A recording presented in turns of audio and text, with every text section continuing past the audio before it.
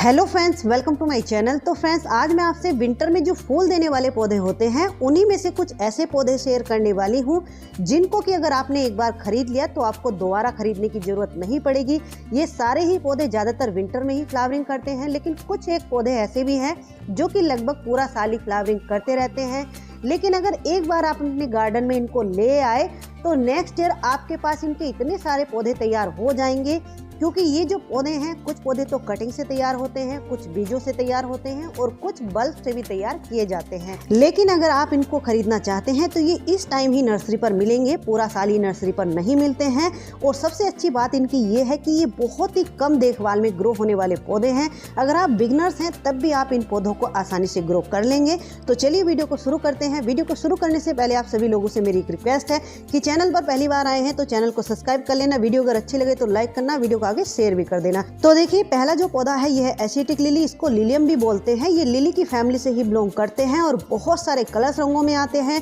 इनके फूल एक बार खिलने के बाद अगर इनको छाया वाली जगह में रख दिया जाए तो कई कई दिनों तक इसी तरीके से खिले रहते हैं और इतने हार्डी होते हैं। एक बार अगर आपने इनकी अच्छी सी मिट्टी बना करके एक बार इनको लगा दिया तो इनको कोई भी फर्टिलाइजर या कोई भी केयर करने की जरूरत नहीं पड़ती है। और ये 8-8 इंच के पोट में आप लोग देख सकते हैं, मेरे पौधे 8-8 इंच के ये पोट में लगे हुए हैं, कितने अच्छे से फ्लावरिंग कर रहे हैं। और इस साल अगर आप इनका एक पौधा लेकर के आते हैं तो नेक्स्ट ईयर आपके पास इनके कई सारे पौधे बन जाएंगे, क्योंकि ये देखिए इस तरीके से बल्ब से ग्रो होते हैं।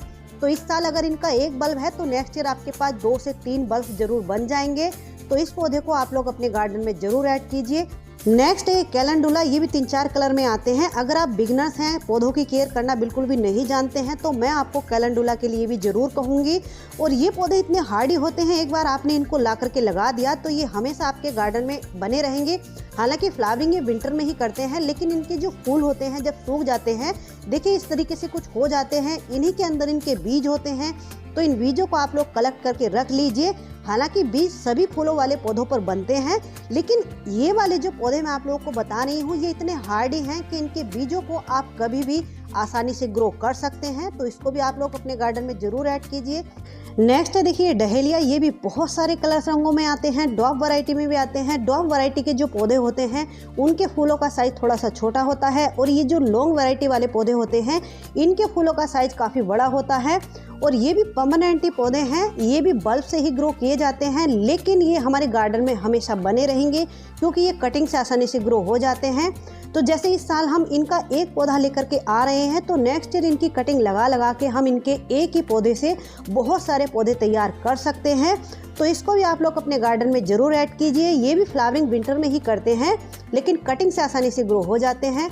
ये है कार्नेशन। इसके जो फूल होते हैं जैसे छोटे छोटे से मिनिएचर रोज होते हैं, कुछ इस तरीके से इसके फूल दिखते हैं और कई सारे कलर्स रंगों में आते हैं। ये भी पौधे परमानेंट ही हैं। अगर रेनी सीजन में आपने इनको बचा लिया तो ये पौधे हमेशा आपके गार्डन में बने रहेंगे। ये देखिए कटिंग से भी इस तरीके से आसानी से ग्रो हो जाते हैं, और इनके जो फूल होते हैं जब ये सूख जाते हैं तो उनमें इनके बीज बनते हैं, तो ये बीजों से भी आसानी से ग्रो हो जाते हैं।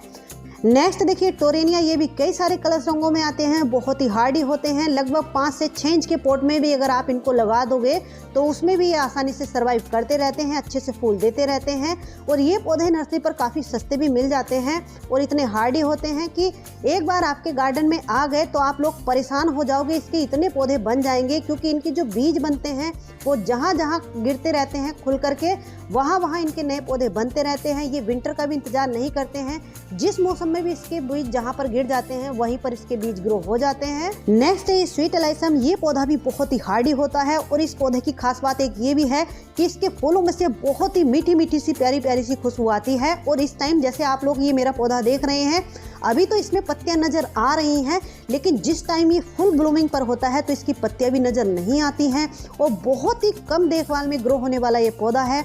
इस साल अगर आपने इसका एक पौधा अपने गार्डन में ऐड कर लिया तो इनके ऊपर भी बीज बनते हैं। नेक्स्ट ईयर इनके बीजों को आप ग्रो कर लीजिए। नेक्स्ट है नेस्टेशियम। ये भी कई सारे कलर रंगों में आते हैं। ये बेल की तरह ग्रो करते हैं, तो इनको आप हैंगिंग बास्केट में भी ग्रो कर सकते हैं और ये कटिंग से भी आसानी से ग्रो हो जाते हैं और बीजों से भी लग जाते हैं।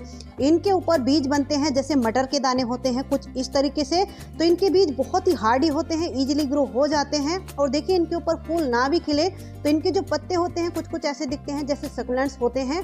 ये सक्युलेंट्स फैमिली से ही वैसे बिलोंग करते हैं। नेक्स्ट देखिए एस्टर भी बहुत सारे कलर्स रंगों में आते हैं। ये भी विंटर में ही फ्लावरिंग करते हैं, लेकिन ये भी इतने हार्डी होते हैं कि एक बार आपके गार्डन में आ गए तो नेक्स्ट ईयर आपके पास इनके बहुत सारे पौधे बन जाएंगे, क्योंकि इनके जो फूल होते हैं जब सूख जाते हैं उन्हीं में इनके बीज होते हैं। तो उन बीजों को आप लोग कलेक्ट करके रख लीजिए। नेक्स्ट ईयर जैसे ही इनका सीजन आएगा उनको ग्रो कर लीजिए, बहुत ही आसानी से ये भी ग्रो हो जाते हैं। नेक्स्ट देखिए गजानिया भी बहुत सारे कलर रंगों में आते हैं और ये तो अक्टूबर से फ्लावरिंग स्टार्ट कर देते हैं, लगभग जून जुलाई तक ये फ्लावरिंग करते हैं। हालांकि जून या जुलाई के टाइम में इनके फूलों का जो साइज होता है वो थोड़ा सा छोटा हो जाता है। बहुत ज़्यादा जहाँ पर गर्मी पड़ती है वहाँ पर ये रेनी सीजन में नहीं बच पाते हैं। जहाँ पर थोड़ा ठंडे इलाके होते हैं वहाँ पर ये लगभग पूरा साल ही सर्वाइव कर जाते हैं, लेकिन इनके ऊपर बीज बनते हैं तो बीजों से ये बहुत आसानी से ग्रो हो जाते हैं। नेक्स्ट है ये जेरेनियम, ये भी बहुत सारे कलर रंगों में आते हैं। ये पौधे भी 8 से 10 इंच के पॉट में बहुत ही इजीली सर्वाइव कर जाते हैं। और देखिए केवल अगस्त और सितंबर के महीनों को छोड़ के ये पूरा साल इसी तरीके से फूल देते रहते हैं। इनको आप कटिंग से भी ग्रो कर सकते हैं या फिर देखिए इस तरीके से इनमें बीज बनते हैं तो आप इनको बीजों से भी ग्रो कर सकते हैं। तो इनका भी 1-2 पौधा इस साल अगर आप लोग ले आए तो नेक्स्ट ईयर इनके आप बहुत सारे पौधे बना सकते हैं। ये है डायंथस, ये तो इतना हार्डी और बेशरम पौधों की लिस्ट में पौधा आता है, क्योंकि ये पूरा साल यहाँ तक कि जून जुलाई में इतनी तेज गर्मी पड़ती है तब भी ये फ्लावरिंग करता रहता है। हालांकि उस टाइम पर फ्लावरिंग थोड़ी सी कम हो जाती है, लेकिन फूल देता रहता है और ये कटिंग से भी आसानी से ग्रो हो जाता है और इसके ऊपर भी बीज बनते हैं, बीजों से भी लग जाता है और इसका पौधा काफी सस्ता भी नर्सरी पर मिल जाता है। तो इनके पौधों को आप लोग अपने गार्डन में इस साल जरूर ऐड कीजिए। नेक्स्ट ये बर्बीना, ये भी बहुत सारे कलर्स रंगों में आते हैं और इतनी हैवी फ्लावरिंग करते हैं, गुच्छों में इनमें फ्लावरिंग होती है। ये भी अक्टूबर से फ्लावरिंग स्टार्ट कर देते हैं, लगभग जून जुलाई तक फ्लावरिंग करते हैं। जून जुलाई के महीने में इनको छाया वाली जगह में अगर रख दिया जाए, इन पौधों की केवल एक ही शर्त होती है कि इनके जो फूल होते हैं खिलने के बाद जब वो सूख जाते हैं तो उनको आप हटाते रहिए। जितना आप उनको हटाते रहोगे उतना ही इनमें बर्ड्स बनती रहती हैं, फूल आते रहते हैं। नेक्स्ट देखिए पेंटास, ये भी कई सारे कलर रंगों में आते हैं और इनमें भी देखिए इस तरीके से गुच्छों में फ्लावरिंग होती है, छोटे छोटे से फूल आते हैं। ये भी परमानेंट पौधों की लिस्ट में आते हैं, क्योंकि ये पूरा साल फूल देते रहते हैं और 8 से 10 इंच के पॉट में बहुत ही ईजिली ये सर्वाइव कर जाते हैं, कटिंग से भी आसानी से ग्रो हो जाते हैं।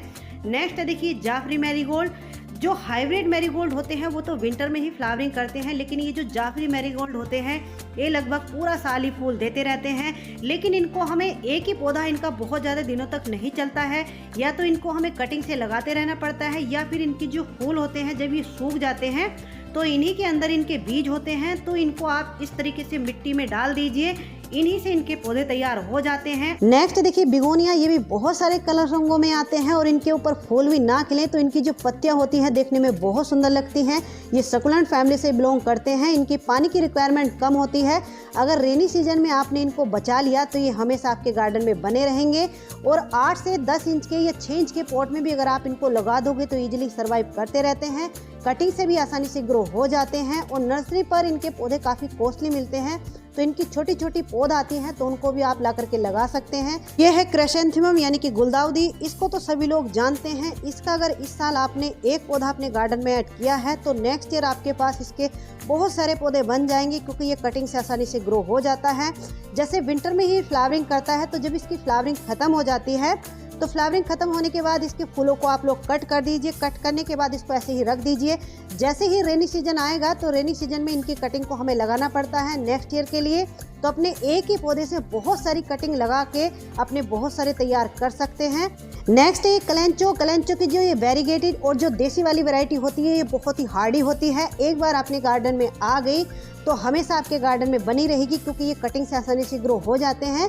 फ्लावरिंग ये विंटर में ही करते हैं, लेकिन इनमें जो हाइब्रिड वैरायटी के पौधे होते हैं उनकी थोड़ी सी एक्स्ट्रा केयर करनी पड़ती है। वो थोड़े से सेंसिटिव होते हैं, रेनी सीजन में उनको बचा पाना थोड़ा सा मुश्किल हो जाता है। तो इसलिए अगर आप बिगनर्स हैं तो फिर ये वाली वैरायटी आप अपने गार्डन में ऐड कर सकते हैं। तो चलिए फ्रेंड्स, मिलते हैं किसी नेक्स्ट वीडियो में नेक्स्ट टॉपिक के साथ। तब तक के लिए बाय, हैप्पी गार्डनिंग।